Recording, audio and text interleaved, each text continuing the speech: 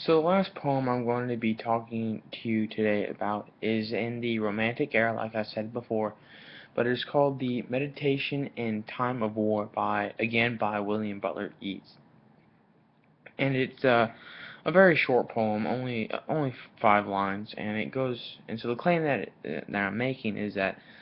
when something terrible happens, like war, it makes the people as a whole, or the individual even, think and reflect about their life and mankind as a whole. And so we can see this by he mentioned the throbbing of his blood through his arteries,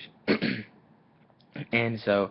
makes him seem like he's very stressed and under a lot of high pressure situations, which anyone would be in a time of war.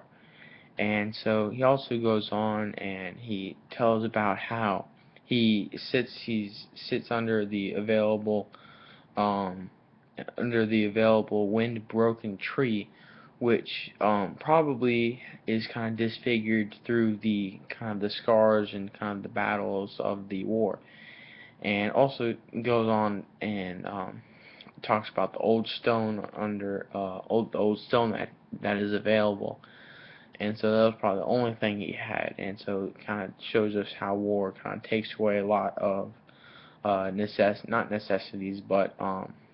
luxuries like having a chair or something else to sit on, but he sits on the stone.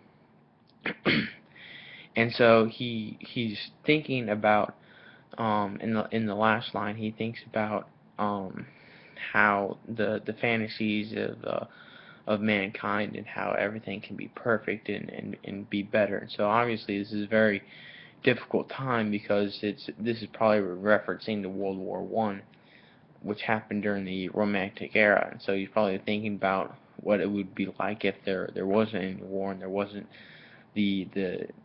men that were lost in the war, which was basically whole generations of fathers and sons and brothers, and so and he literally says in the last line, excuse me, that he's thinking about the fantasy of the impossible fantasy rather of mankind and how that can be really how that's what he wants to believe, but that's not what he's presented with. He's presented with the war, and he's thinking about and reflecting about how that can be true.